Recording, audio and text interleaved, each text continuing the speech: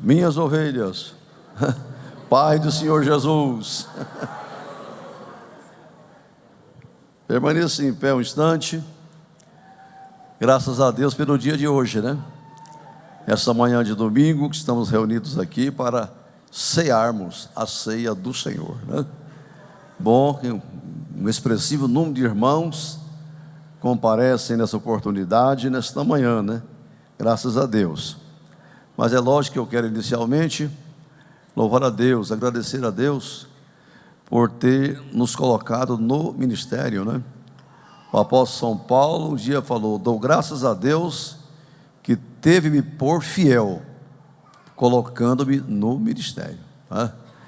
Aí é o Senhor que olhou para a gente e, no conceito de Deus, né, nos teve na condição de ser pastor. E é Ele que dá o ministério para a igreja mesmo, né? Há uns apóstolos, pastores, doutores, evangelistas, profetas. É o Senhor que concede o ministério à igreja. Deus dá pastor para a igreja. Deus não dá igreja para pastor.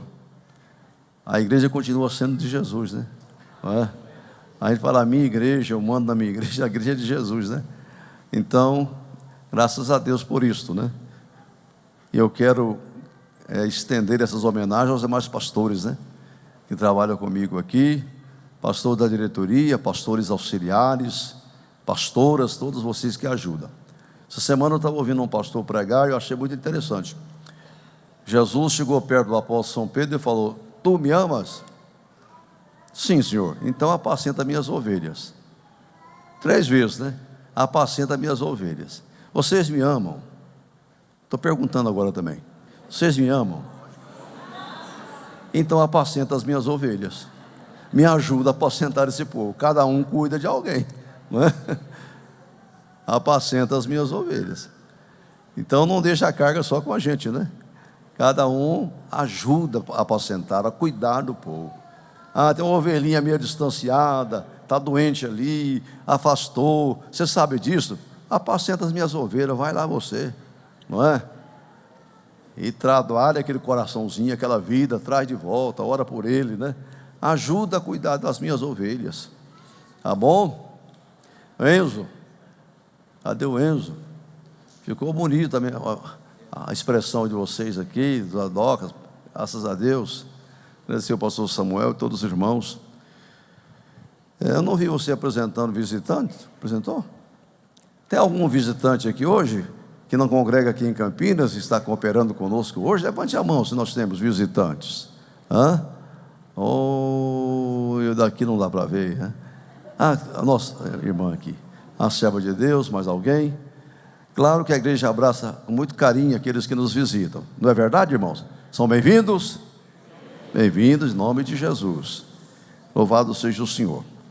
Ontem estivemos numa congregação nossa no interior, à noite. Miramar me acompanhou, o pastor Lucas. Fizemos ali a separação de obreiros, num grande congresso de jovens da Regional 21. A Creúna, que tem as congregações do sudoeste, né?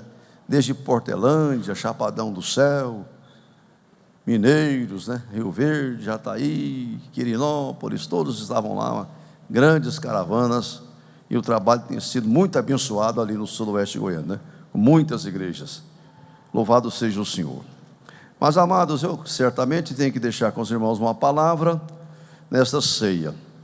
Eu quero ler então Atos dos Apóstolos, capítulo 4, a partir do versículo 7. Faz parte de uma oração que a igreja primitiva fez numa dada circunstância. Atos capítulo 4, versos 27 a 31. Diz assim: porque verdadeiramente contra o teu santo Filho Jesus, que tu ungiste, se ajuntaram, não só Herodes, mas Pôncio Pilatos, com os gentios e os povos de Israel, para fazerem tudo o que a tua mão e o teu conselho tinham anteriormente determinado que se havia de fazer.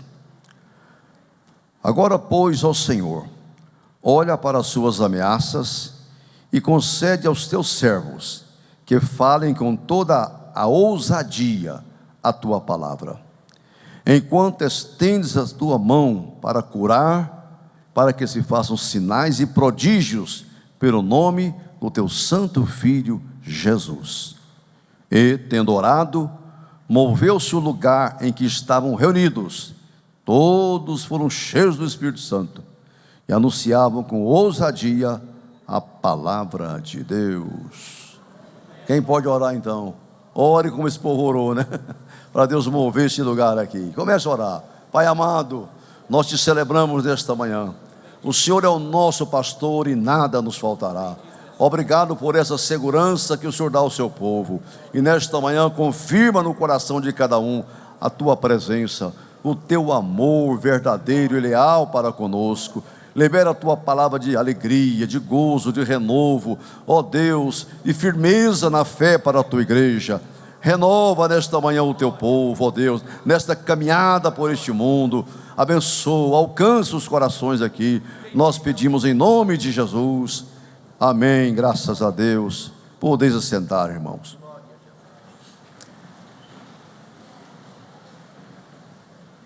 Meus irmãos, vocês estão vendo que nós estamos inaugurando hoje uma plataforma aqui, um púlpito novo, né? Um espaço novo. Trabalharam aqui intensamente 3 dias essa semana, ou 4 dias, até ontem, para não haver transtorno aqui nos trabalhos. Mas ficou com uma qualidade muito excelente, né? Coisa chique mesmo. Deus abençoe a Valéria, a nossa decoradora, arquiteta aqui. E está ficando bonito. Isso aqui é só a metade da caminhada, não é? Graças a Deus. Vamos reformar todo o templo aqui, devagarinho, né? Para ficar um espaço melhor do que já é, não é? Muito bom. Casa de Deus, lugar de oração, né? O Senhor merece o melhor, não merece? Isso não é para mim, isso é para Jesus, é para a glória do Senhor, né? Graças a Deus, meus irmãos que ofertaram, que ofertam, que dizimam na casa de Deus, constantemente, regularmente, né? E essa obra aqui além avança, né? Graças a Deus. Nós chegamos da Argentina há poucos dias e fizemos ali um grande investimento. Há mais de 30 anos que estamos investindo lá, né? Desde o tempo do saudoso pastor Albino, que a gente vai lá, investe, manda recursos, compra propriedades e voltamos muito felizes, né, com o resultado daquela semeadura, daquele investimento naquela frente missionária ali. Já em algumas cidades daquela região ali, na Argentina, que temos presença ali do Evangelho. Então, meus irmãos, a obra é feita por todos nós. Agora, essa semana, saiu aí o resultado do censo que se realizou em 2022 e trouxe aquilo que todos nós estamos acompanhando, né? O grande crescimento dos evangélicos no Brasil. Evidentemente, quando aumenta a base muito, você não cresce tanto, né? É fácil você ter 1 e dobrar para 2, não é? Ter 10 vai para 20, mas ter 20 milhões e para 40 milhões é diferente. Então não se cobra, não está crescendo no mesmo ritmo, não é? Porque uma coisa é você aumentar 5 milhões, outra coisa é aumentar 20 milhões em 10 anos, não é? Então, graças a Deus pelo crescimento da Igreja de Jesus nessa nação, não é? Glória a Jesus. E se cresce a média de 6% em 10 anos, em 3 anos cresce uns 2%. Então, se era 27, já está chegando em 30%, porque já foi 3 anos que foi feito o censo, né? Já mudou essa realidade, não é mais o que divulgaram, mas porque o povo de Deus não para de crescer. A igreja é viva, né? Nasce crente todo dia aí, né? Está se convertendo as pessoas. E aqui em Goiás nós somos 33%, né? Acima da média nacional. E já deve estar em 35% nessa projeção de crescimento em 3 anos que eu estou dizendo aí. Então, irmão, isso é bom, e vai crescer mais. Mas isso atrai o quê? Atrai oposições, levantes, não é? Gente que não fica satisfeito com ver a igreja crescendo, o povo de Deus aumentando. Há pouco tempo saiu uma matéria numa revista de circulação nacional e o título é: sobre os evangélicos. Essa gente incômoda, não é? Essa gente incômoda. Eu tirei o acento e falei, a matéria ficava melhor. Essa gente incomoda, não é? Podia ter colocado, né? Essa gente incomoda. Tanto incomoda que fica sendo incômoda, né? Tá mexendo com as estruturas, está incomodando muita gente. E é para ser assim mesmo. E eu li um texto aqui hoje dessa gente incômoda desde o começo da igreja, né? Quando nasceu a igreja em Jerusalém, começou a incomodar, né? Até o hino do Eliseu fala, né, que Jesus foi crescendo e começou a incomodar, né? O Império Romano, incomodar as autoridades, e logo os discípulos fizeram, pelas mãos dos discípulos, Deus fez um milagre extraordinário, né? Marcante, ninguém podia negar a cura daquele coxo lá na porta formosa do templo, né? Que atraiu aquela multidão, e o espanto de todo mundo, e aquele milagre trouxe um incômodo muito grande para as autoridades religiosas. Tanto é que eles prenderam os líderes, né? Ser pastor é bom, mas é ele que responde, né? Na hora de ir para a cadeia, vai o pastor, não é você não, né? Não é? Então, Pedro e João foram detidos, né, provisoriamente, para serem participar de uma audiência na manhã seguinte, como de fato aconteceram, né? Aí, diante daquelas autoridades, escribas, fariseus, sacerdotes, aquele povo todo, na época, aquelas eminências, né? Eles foram interrogados, né? Em nome de quem vocês fizeram esse negócio? Com que autoridade vocês fizeram? Mas que levantaram a bola para Pedro, né? Que pergunta maravilhosa, né? Olha, fica sabendo que foi em nome de Jesus Cristo, aquele que vocês injustamente crucificou. Juntaram todos contra ele, né? Se reuniram, né, irmanados contra ele. Vocês mataram o Filho de Deus, e Deus ressuscitou ele na manhã do terceiro dia. Foi em nome de Jesus que esse homem está em perfeita saúde aqui, ó. O homem estava com eles ainda, né? E saiba vocês que não tem salvação em outro nome a não ser no nome de Jesus, com muita ousadia, né? Debaixo do céu não tem outro nome dado entre os homens pelo qual importa que sejamos salvos a não ser o nome de Jesus. Ainda hoje é só Jesus quem salva. Ninguém salva a não ser Jesus, né? Ele é o Salvador. E eles foram com muita ousadia diante daquelas autoridades, e eles ficaram admirados com a ousadia e o espírito com que eles falavam, né? Defendiam mesmo aquela causa, e sabendo que eram homens indoutos, de poucas letras, e sabiam que eles haviam estado com Jesus. Falou: nós não podemos contra esses homens, mas vamos então ameaçá-los, para que eles cessem de falar nesse nome. Já falou até aqui, já fez o milagre, mas a partir de agora, para com esse assunto. E trouxeram essa proposta para eles. Os apóstolos disseram: vocês são inteligentes, julgai vós mesmos diante de Deus, se é mais correto obedecer vocês ou a Deus. Nós não vamos deixar de falar do que temos visto e ouvido. Igreja de Jesus, esta é a posição da igreja. Não deixamos de falar. Não deixe de falar, minha irmã, daquilo que temos visto e ouvido. Você não sabe pregar muito, mas pregue dentro do que você pode saber. Ontem, eu até contei isso lá para os irmãos que foram comigo, e depois encontrei em Acreúna. Eu estava lá no salão do irmão Batista, do Tito. Ele não está na ceia aqui hoje, deve ir à noite, porque ele é crente, e crente tem que cear. Ele me contava: olha, eu cortava o cabelo do pastor Albino aqui a vida toda, como eu corto o cabelo do senhor há mais de 30 anos. E eu vou lá, não é só porque era um bom profissional, porque não cobra de mim, né? Não é? Eu vejo o preço lá na parede lá, mas eu estou livre daquela tribulação ali, não é?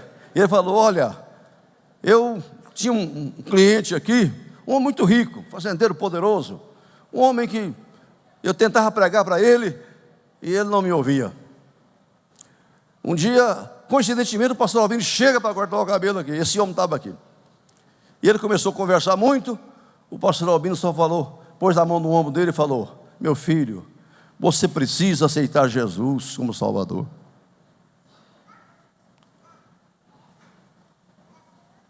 E ele conta que aquele homem foi embora. 3 meses depois ele voltou. Batista, Tito. Desde o dia que aquele pastor falou para mim: você precisa aceitar Jesus como Salvador, aquela voz não sai da minha cabeça. Eu vou para a fazenda, você precisa aceitar Jesus. Eu venho para casa para Jesus. E eu vou para lá, você precisa aceitar Jesus. Sabe o que eu fiz? Tinha uma igreja Assembleia de Deus perto da minha fazenda, num patrimônio. Eu fui lá e aceitei Jesus. E tem mais, já batizei eu e a minha mulher. Agora eu sou crente. Irmão, o que o pastor Albino fez? É coisa que eu posso fazer, você pode fazer em qualquer pessoa. Libera essa palavra que vai inquietar as pessoas. Jesus te ama, Ele quer te salvar, tem solução para você, tem resposta. Escapa do inferno, garanta o céu, aceita Jesus. Vamos na minha igreja, leia a Bíblia, ore pelas pessoas, faça a sua parte. Nós não vamos deixar de falar, ainda que tenha ameaças, né? Ainda que tenha levantes, ainda que a gente incomode, vamos falar, não vamos deixar de falar. O mundo não quer que fale, o diabo não quer, as autoridades não querem, a sociedade não quer, a imprensa não quer, a mídia não quer, os intelectuais não querem, mas nós não vamos orar para esse povo, vamos obedecer a Deus, ide por todo mundo, prega o evangelho a toda criatura. Ah, pastor, enfrentar esse povo que jeito? Como eles enfrentaram? Reúne a igreja, irmãos, passamos numa prensa ali, Pedro e João, né? E quem estava com ele lá, passamos numa prensa, as autoridades nos pressionaram, proibiu a gente de pregar, e está dizendo que não é para falar em nome de Jesus mais, e agora? O povo falou: vamos orar, né? Vamos orar, essa é a arma, irmão, essa é a arma. Às vezes eu fico incomodado, gente, a igreja podia crescer mais, né? Ter mais salvação de almas, batizar mais gente, parece que está tão parado, o povo não está ganhando alma, não está tão bom. Eu vou ver quem é que está usando alguma estratégia. Outro dia eu vi uns meninos novos, colocou lá: vamos ensinar você como dobrar a sua igreja em 90 dias, sair de 30 para 3 mil membros.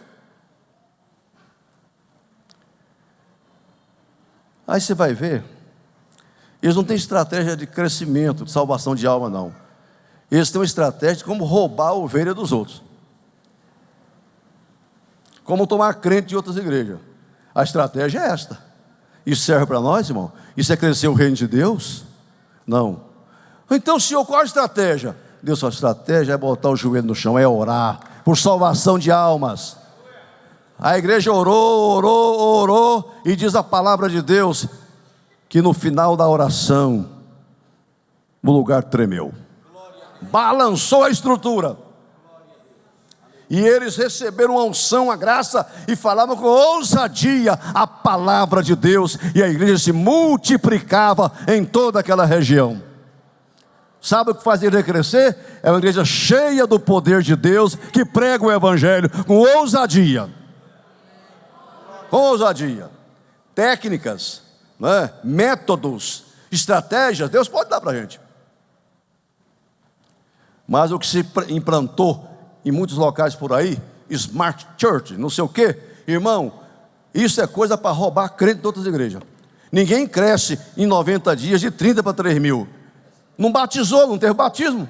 O que aconteceu? Ficou roubando crentes de outras igrejas, trazendo uma estratégia, uma coisa mais palatável, não é?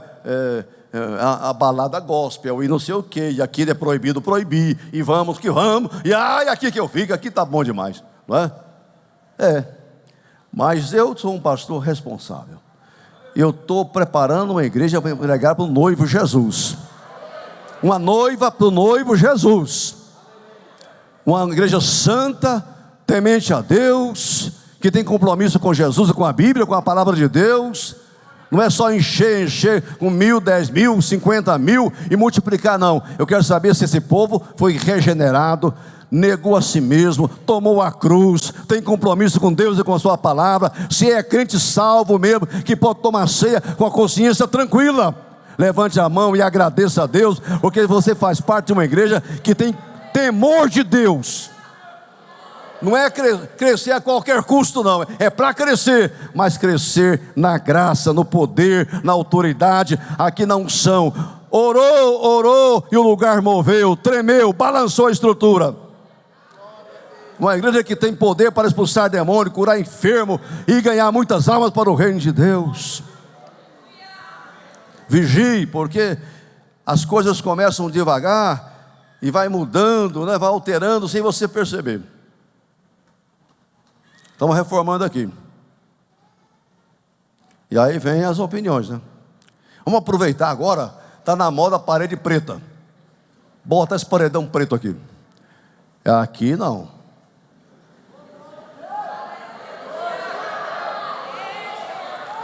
O que adianta ter parede preta e as estruturas estão caindo nos pedaços? Não tem coluna segurando a igreja. As colunas, as bases de uma igreja, que é o novo nascimento, ser cheio do Espírito Santo, a santificação, a aliança com Deus, o amor verdadeiro a Deus e ao próximo. As estruturas não existem, nem colunas. Mas então vamos colocar um cinza mais escuro, né? Para ficar um conjunto bonito aqui, né? Tom sobre tom.